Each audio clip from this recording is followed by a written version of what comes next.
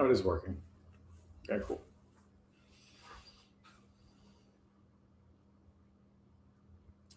You know, I mucked up.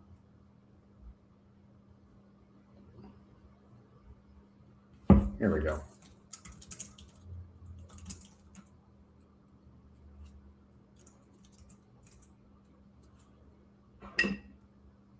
Okay, now we're good.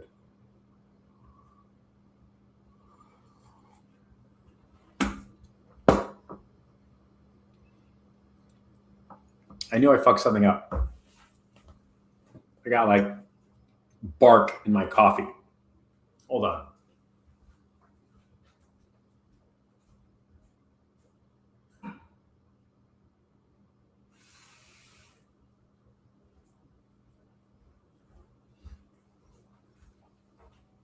I've got yerba mate floating around in my coffee.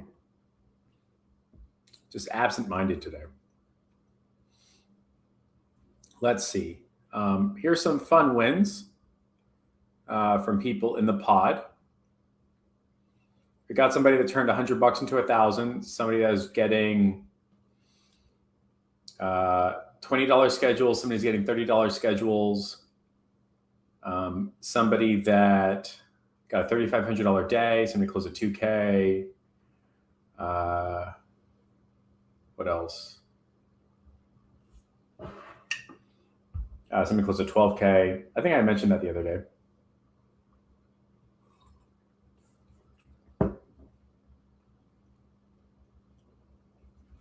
Oh, here's something wild, by the way. I got a client right now that connected me to their payment notifications in Slack. So I could track down the leads that we're converting. They're doing like $80,000 a day. Isn't that wild? Like 80 grand in a day. They did it 4 times so far this week. That's insane.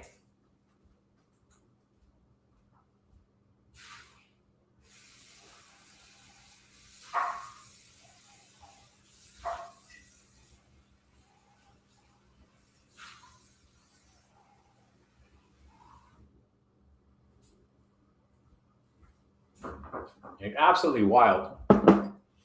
What industry? Sorry, can't do that. Okay, can't be in that biz no more. They're in the B2B, I'll tell you that. And it is in real estate, but I can't go more specific than that. Some other fun stuff. I'm bringing in an ads coach and then an operations coach. The ads coach goes live next week.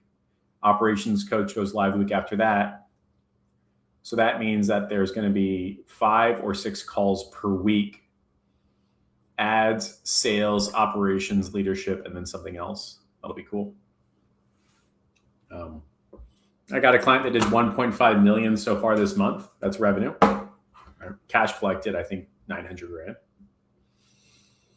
It's insane. Like the best time to be in business by far. Absolutely by far.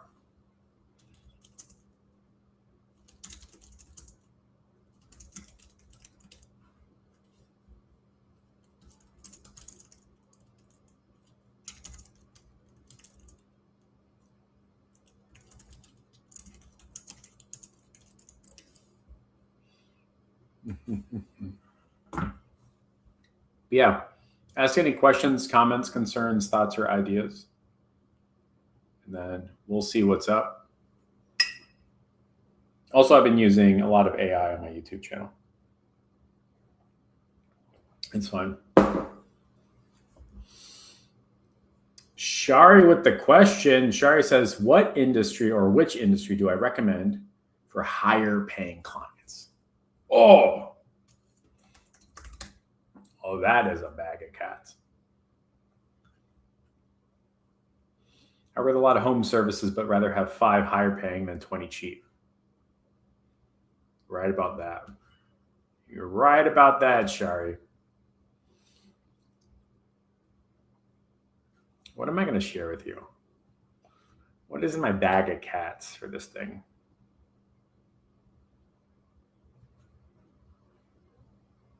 Yoon says, shot you DM. I appreciate it. I will take a look. Okay. All right, Char, are you ready? Ready for some good stuff? Ready for the answer to the question you didn't know you should be asking? How to talk to higher tier clients, higher paying clients, better clients, the type of clients that are like, hey, can I just pay you money and you solve this forever? Those type of clients. And no longer the clients that are like, I need this to work today, otherwise I'm out of business clients.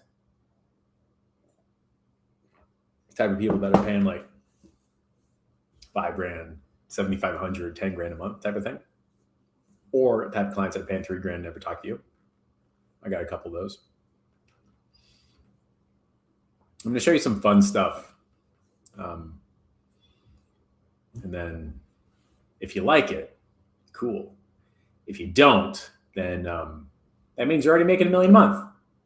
Then I can't help you, right?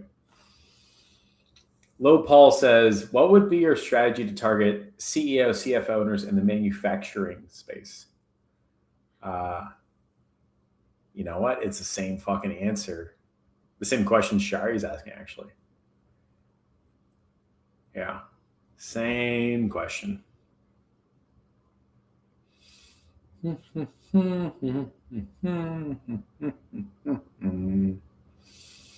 know, let me block this out for right now. I got to cover this stuff so that you have an idea of what's going on.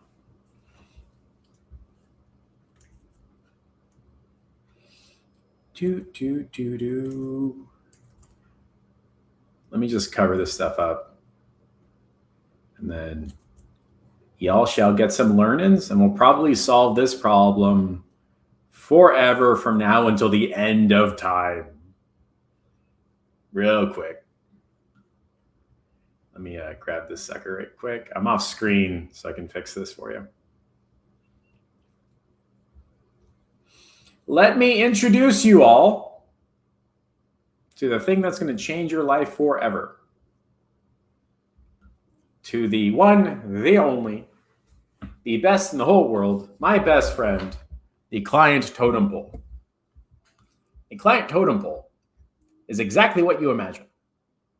It is a totem pole that represents bad clients at the bottom and good clients at the top. If you have no idea about the totem pole, chances are you are accidentally-ing your way into your industry, your niche, your clients, your customers. If you know about the client totem pole, you have a much more purposeful approach to the type of people that you work with on a more consistent basis. What's interesting is that a lot of the irresistible offer stuff is not only the worst marketing and business advice you ever heard, but it also tragically and hilariously only appeals to the people that are the worst in their business. That is not at all the emphasis I was looking for. Here we go. Wait. Also not doing what I wanted to do. This is ruining it. Come on, do better. I want a big old, god damn, fucking horrible. Okay, let's try this again. Black. Here we go. That's what I want. So the irresistible offer stuff, the risk reversal, the guarantee that makes shit easier to buy by you know who, is by far the easiest way to always stay at the bottom tier and always have the worst clients in the business. If you are a person that is like, oh, I need an irresistible offer, I know you are at the bottom tier of your totem pole. If you are running marketing and advertising communications that talk about irresistible offers, you are attracting the people at the bottom totem pole. Again, it's a concept. Client totem pole. Great clients at the top, bad clients at the bottom. That's where they exist. Here's a fun exercise for everybody today. Get your keyboard fingers out. I want you to be thinking and typing. Be prepared for this question. Are you ready? I'm going to start this sucker off quick. I'm going to give you a marketing message that I know you've done in the past. And then I want you to tell me the kind of person that is like, oh, I want to buy that. You tell me. All right. If you get it right, I'll give you $1 million. If you don't, you owe me $1 million. All right, you ready? Here we go. This is the first marketing message.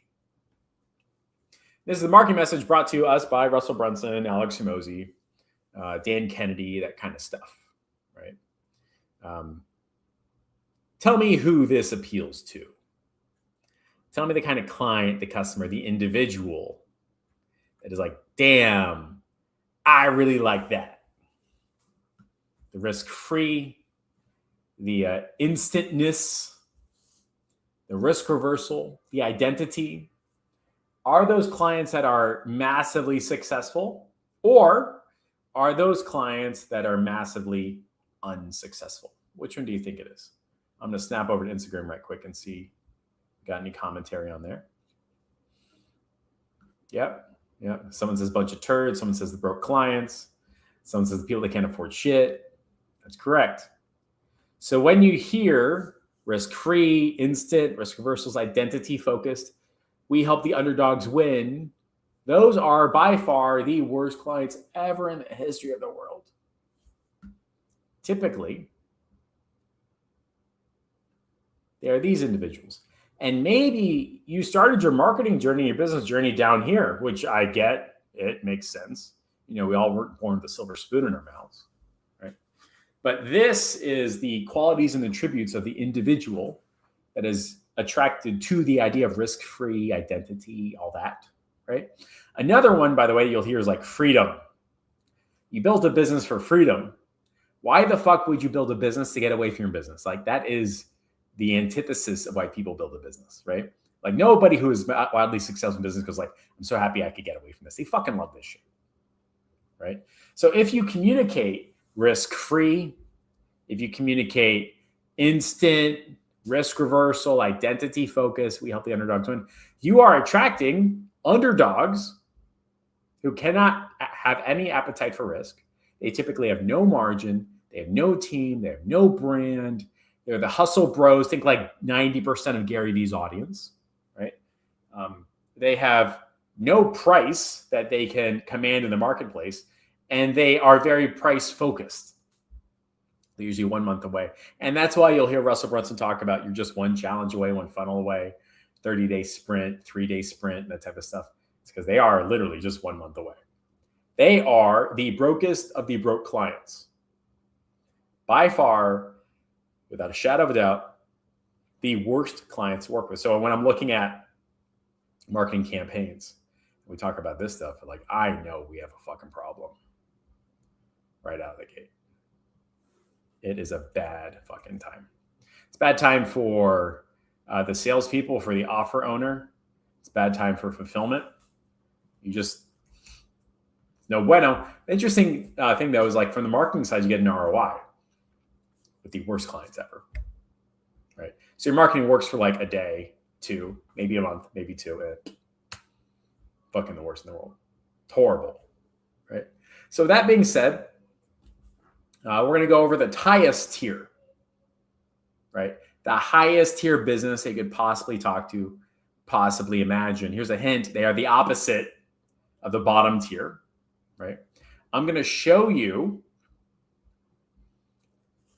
what they look like and what they sound like, and the marketing message that is interesting to them, right? Before I do it, I want you to imagine your brain parts, what it could be, and then tell me in the Facebook chat, in the Instagram chat, in the YouTube chat, wherever you're just hammering, right? Give me some brain bursts of ideas on what you think. What do you think that marketing message could be that appeals to the best clients? Like, what would be the opposite of this, right?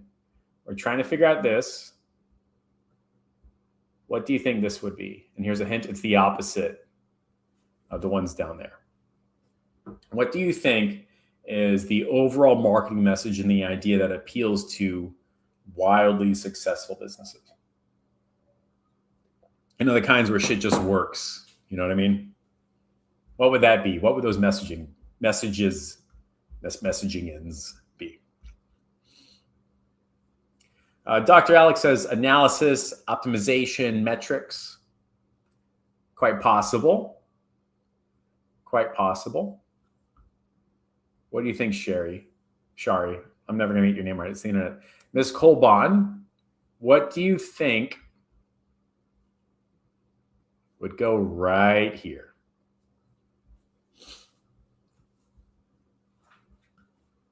We got revenue share.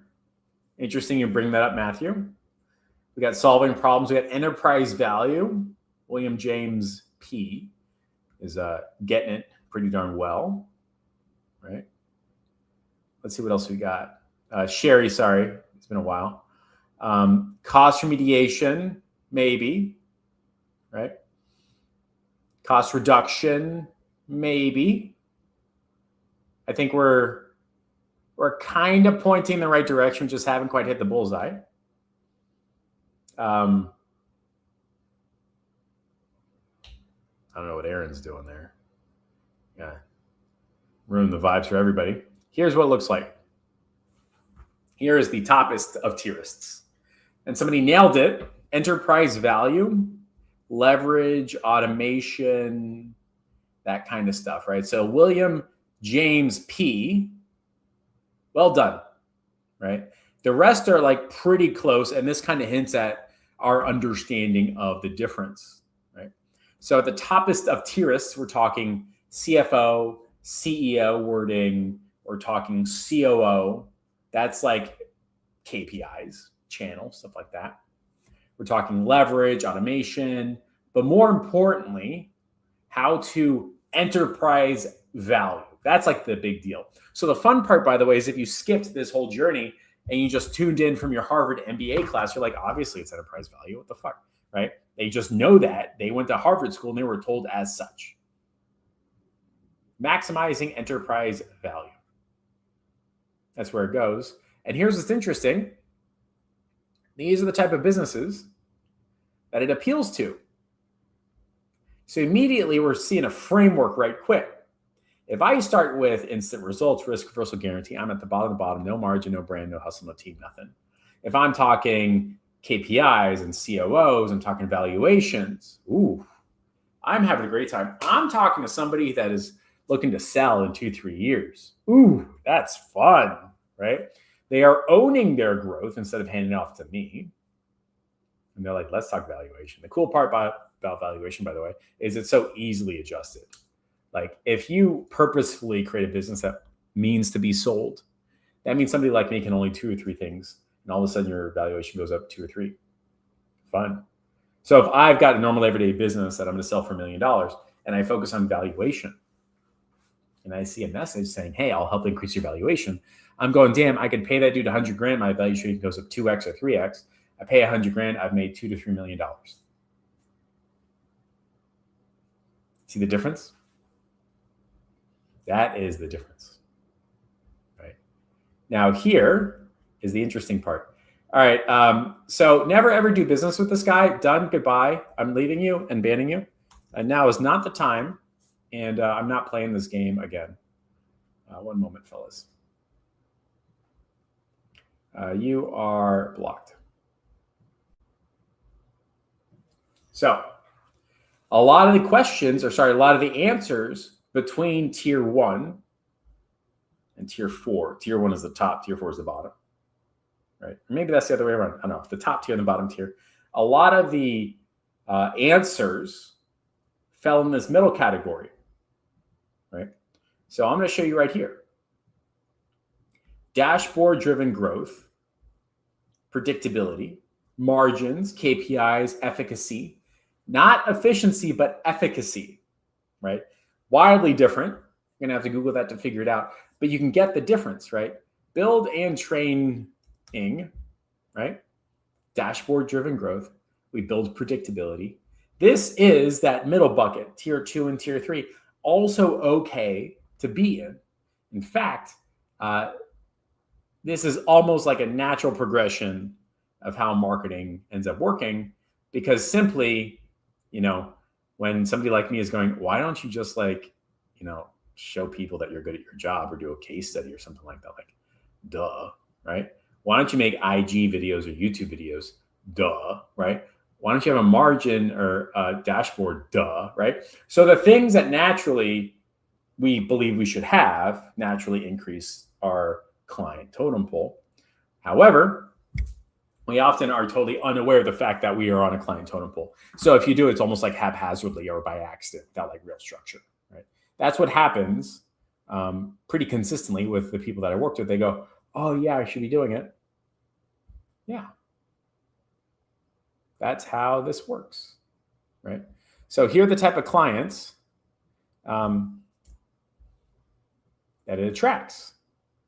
So if I do case studies and walkthroughs, I'm talking to people that are like, I've survived, I've got a small team, I'm stretched super thin, I just need consistency. If I have my marketing message about efficacy, building, training dashboards, I'm talking to organized chaos, right? If I'm talking valuation, I'm all the way up here, right? Again, any one of these could be okay. You just have to be purposeful about it. There are plenty of people that built plenty of businesses on helping bad people. And there are plenty of people that build bad businesses on top tier clients. You just have to be purposeful, have an understanding. It's kind of like going to the gym where you're like, at least I know what I'm doing today. But that's how this is set up. This is the client totem pole. This is how you build an understanding of your communications and how they get placed on the internet and Instagram, and why ideal clients listen to you or don't listen to you. So if I am going, I really want to talk to businesses that are doing $5 to $10 million a year, right? I am not mentioning this at all. At all. I am probably mentioning these things up here. These top two. As a side note, this idea that you need case studies and walkthroughs is incorrect. You don't need them. You just need them for that tier. And when I do consulting and I tell them, look, you really just got to focus on higher end verbing and mortgage. Talk about dashboards. Talk about enterprise value. You don't need case studies. You just need to communicate, hey, here's how enterprise value works. And if you are a blank business, here are the 5 or 6 things you need to focus on that increase your enterprise value. People say, how do you know that? You're like, because I read books. And they're like, oh yeah, that makes sense, right? So again, you don't need case studies. You don't need risk-free. You just need awareness of the type of client and the tier of client you're going after. That's how this ends up working. Dr. Alex brings up the comment of like, so you're speaking to higher level solutions, you attract higher level clients. Correct. Higher level solutions are inherently more interesting to higher level clients, lower level solutions to lower level clients. That's just how it works. Very simple. So again, if you want to talk to this guy who wants to sell in 2-3 years, you're not mentioning this. If you want to talk to this guy, you're not mentioning this. Figure it out. It's up to you. It's your journey, right? There's not a person in my programs I would even allow to do this. We don't do that. We only talk about this or this. That is why we have a student landing $100,000 a month contract. That's why we have some people in my program selling their side gig agency for $400,000 after starting from zero 4 months later. That's why I have some people doing $100,000 days, right? It's because we focus on higher level stuff. Even the client I'm working with now that did 1.5 million so far in January, we don't talk about this stuff down here. We only talk about this stuff up here. Very simple, makes complete sense. Only after the fact, and if you're open to it, some people just go, no, I'm going to be fucking stupid today. I'm like, hey, bro, if you want to be stupid, you don't have to be on this. You don't have to listen to me. You can be stupid elsewhere. You can be stupid without listening to anybody. That's the cool part about being stupid. But if you want to be smart, you have to listen to it. It's just how smart works. So let's get more specific. All right. Let's make this tailored to an individual industry. right? Because this is just like an interesting concept, right? I get it. KPIs, dashboards, don't mention risk reversal. Okay, I fucking get it. I understand the concept, but the practicality is missing. So tell me your industry in the YouTube chat, Zoom chat, Facebook chat, Instagram chat. Tell me your industry and I'll pick one and I'll walk you through in front of everybody the tiers of your clients in said industry and the marketing messages you should be having and the marketing messages you should be avoiding, which is almost even more important, right? So, ask away. So we've got Alvin saying business to business manufacturing, like plastic extrusion, right? Or cardboard manufacturing, or metal to metal stuff, right? So that's one business or one vertical, right? We've got pain relief, like rehab and coaching, physical therapy, roofing. We've got accounting, got a bunch of stuff. We got design and build firms. Cool. I was hoping for something fucking easy, you rat bastards. Like, holy shit. Why are you giving me hard ones today? Why can't you just pick one I already made, guys? Like, my God. Oh, it's going to be fucking rough. All right. Since nobody said the ones I was expecting, okay? Way to knock me out of character, fellas.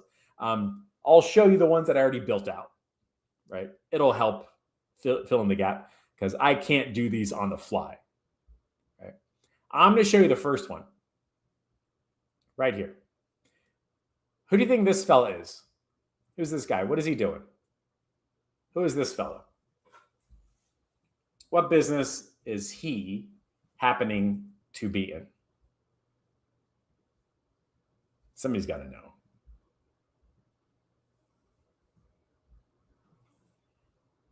What business is this fella in? Him, his hard hat, his AC unit. What industry is that in? HVAC. Thank you much. That's right. It is HVAC, Sherry. That's 100% correct. So let's take a look. I'll bet some of y'all have done this mistake a million times.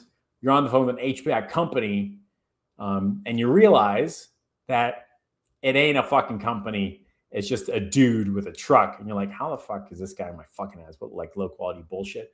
And I'll tell you why. It's because you're running this type of stuff. You guys remember when this was all the rage? Oh, yeah, get 10 to 15 HVAC jobs in 2 weeks. You don't pay. We'll fill your schedule this month guaranteed. That is very much interesting to people who desperately need HVAC jobs in 2 weeks. And their schedule's so fucking empty that they need that shit to be filled. You have accidentally run this marketing message for yourself in the past and sat there going, God damn it, why my ads fucking suck hot here today? You've done this. And guess what? Bottom tier clients. There's not a good HVAC business in the world that was like, get jobs guaranteed. I bet they're fucking shitty ass jobs, right? They know that. And the stupid ones don't. Stupid ones are like, yeah, obviously I need more jobs, right? The guy has no systems, no admin, no help, no CRM. He just quotes super low prices, has a bad reputation. That is how this marketing message resonates in the marketplace.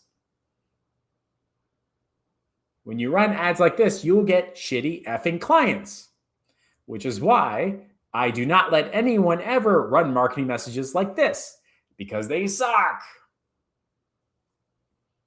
Absolutely suck. Not good for nobody. But you've run them because somebody else said run them. And they said sort wheat through the shaft and sell something and blah, blah, blah. Wrong. Absolutely wrong. Let's climb up one ladder. Let's go here.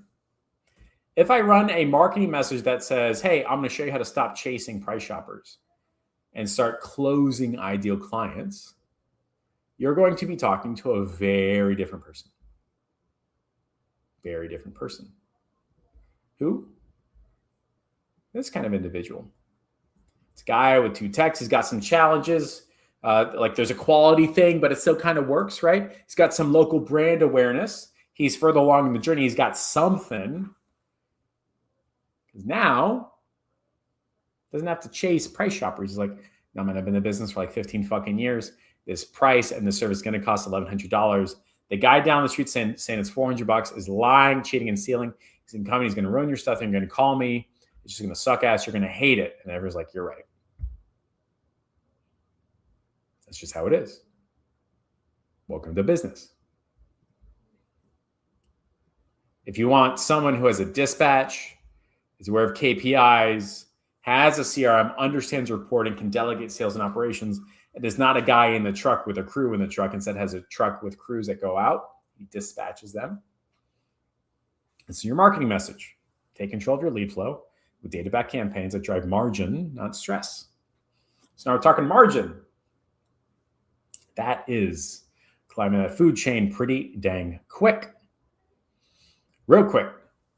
And ultimately, if we do here, that's not a word. If we talk about turning your marketing into an asset that private equity can value instead of gambling, well, that's interesting because I want to sell my business to a private equity company.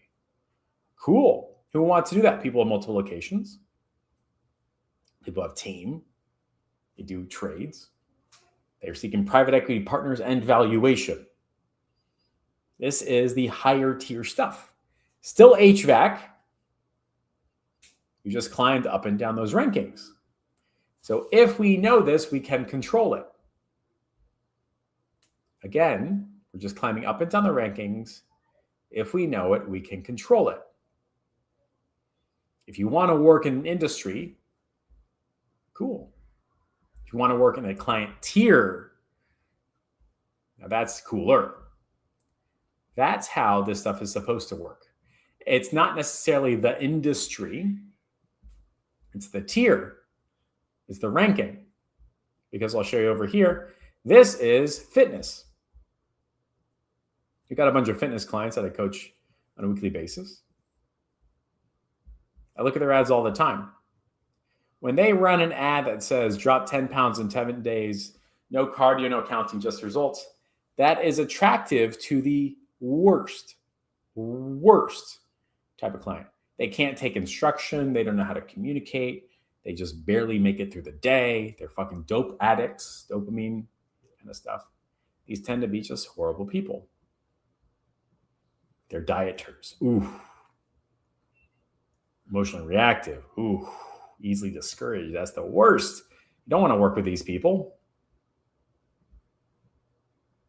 I mean, look at the difference, right? We have high-performing professionals build energy, focus, and strength without living in the gym. That's much better than drop 10 pounds in 10 days, no cardio, no counting, just results. Especially if you're trying to sell something expensive. So now that I've got everybody's attention, I got a question for you. I want you to get those keyboard fingers out. I got a question for you. Who do you think is the top tier, the top client, the best client for physical fitness coaching? Give me your thoughts, feelings, ideas. Who are the best clients in the physical fitness, health, coaching space?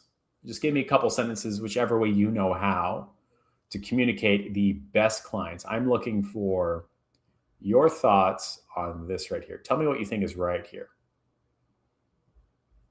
If you're in the health space, you kind of have an idea of it. If you're not, we have no clue. By the way, Gina asked a great question. Does the service offering change per tier?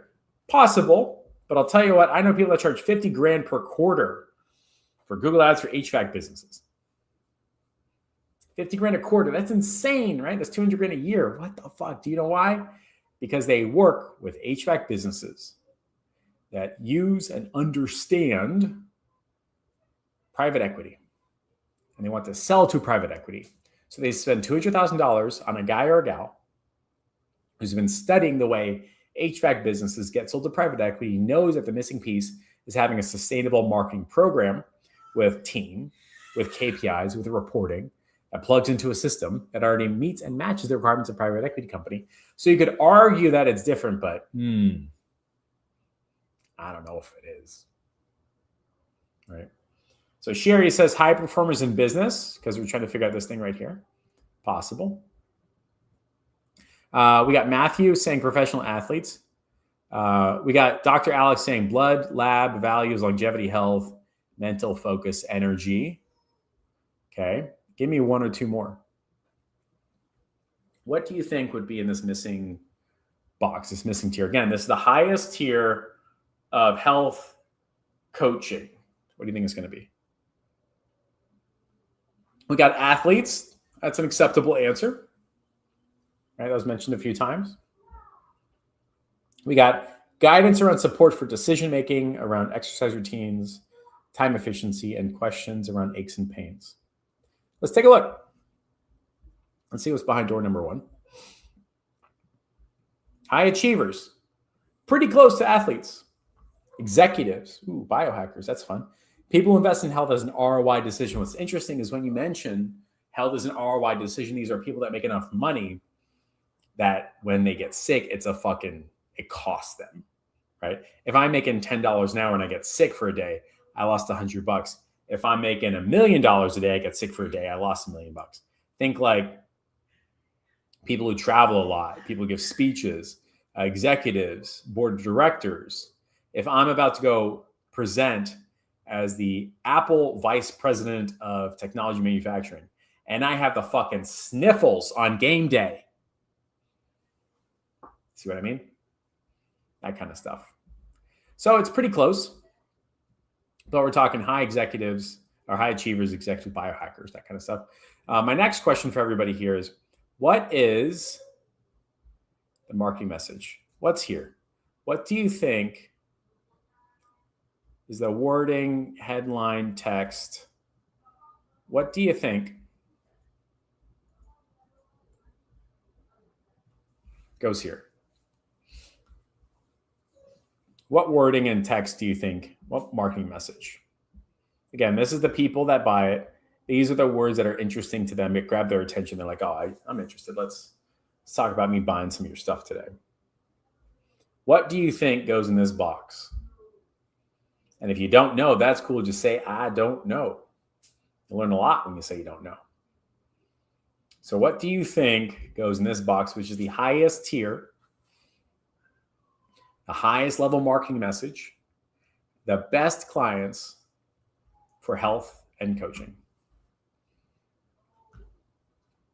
Got a hand raised saying you're one decision away from feeling 10 years younger. Possible. Possible. What else do you think, fellas?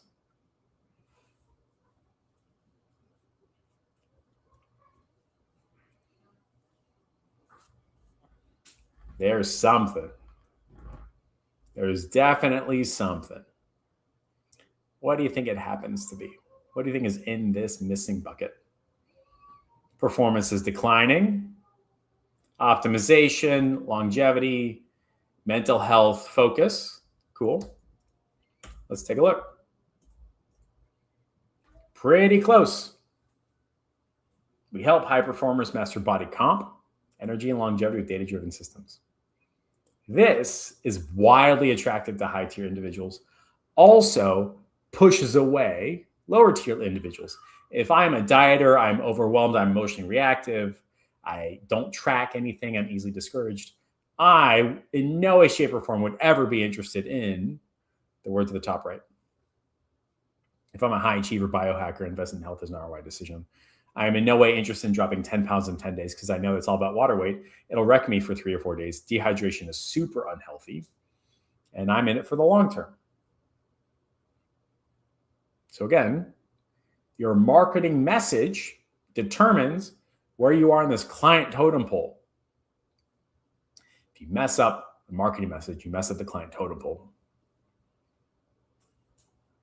That's how that stuff works. We'll do another one. We'll do one more and then we'll call it a day. What do you think this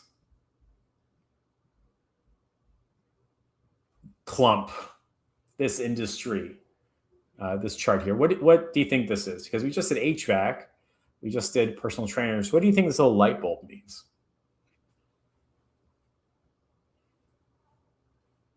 I think the hint is like Eureka, right?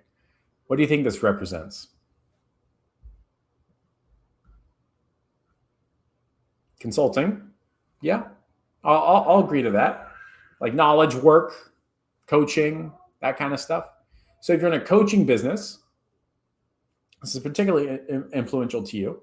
And what I've discovered is the vast majority of businesses that I work with and have client success are actually in the coaching game. I have clients that spend $5,000 to $10,000 a year on their health. I have friends that spend $5,000 to $10,000 a year on their health. It has almost nothing to do with the vitamins and a lot to do with the coaching consultant that comes with it. Like they just want to talk to and have access to somebody who's wildly successful, an expert in the field. So let's start pulling this baby apart. This is the coaching game or the coaching industry. If I wanted to appeal to a client who has no industry, no offer, no clients, if I wanted to appeal to the individual that consumes 10K a month content, buys fast, and they need fast promises, what do you think I should be saying in my ads, in my emails, in my text messages, on my Instagram, on my YouTube, on my in-persons, with my long form, with my short form, with my writing? What do you think I should be saying to appeal to this individual? Here's a hint. You already know it. You're just not willing to admit it. You've been hiding that deep inside because you don't want to admit that you're accidentally doing it. You like to blame the people who respond to your ads. What do you think? If I wanted to appeal to these people, what do you think I should be writing? What should go right here? And here's a hint about speed, risk reversal. It's emotional, right? It's urgent. It's motivational, right? It's like Russell Brunson 101, Alex Hormozi 1-on-1, Dan Kennedy 1-on-1. It's like, it's rough. It's real rough. You know it. You're just unwilling to admit it. Take a look at this. Get your first 5 clients in 30 days, 0 falls, 0 experience. Oh my God, Becky, look at that bad messaging.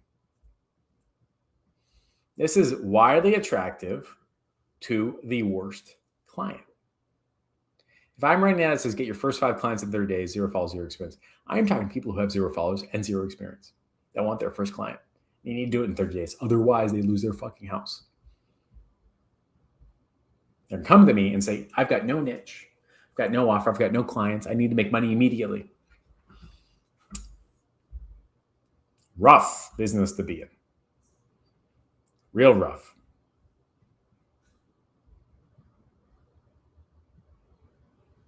Look at this one. We help coaches get consistent clients every month using automated lead appointment systems. Okay, let's upgrade our client, right? Who are we talking to? They got some sales, they're inconsistent. It's like a one guy doing everything manually. They do a lot of organic, but they want predictability. This is the HVAC person, but as a coach, with a digital product or a coaching program or whatever it is.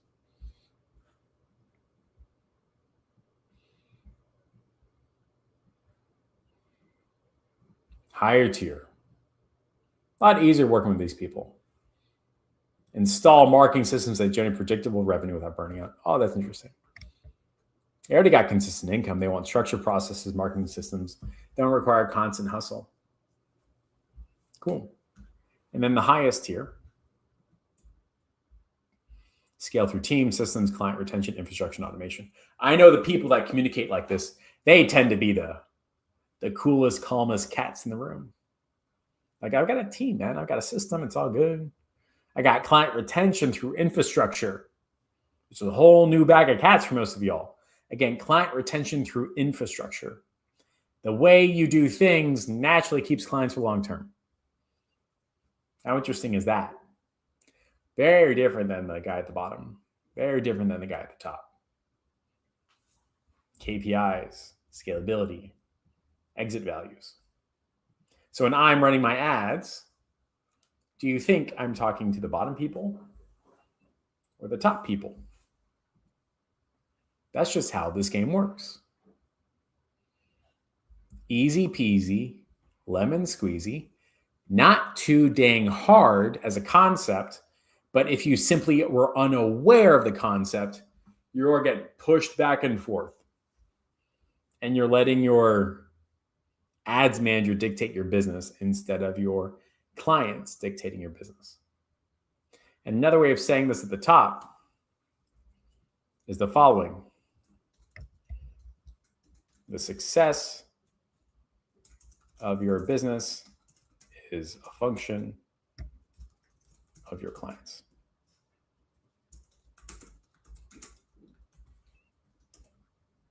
So if you have very bad, bottom tier, no good, no nothing clients, you will have a business that is bad, bottom, no good, fucking success. Again, without regard to the industry, I'm talking about it's the tier. So here's the mistake. Everyone keeps saying, damn, I need to switch my industry. I need to switch my niche. That's what everybody is doing. They're like, oh, the HVAC, it sucks. I need to do personal training. It sucks. I need to be a coach. And they just rotate again and again between different choices.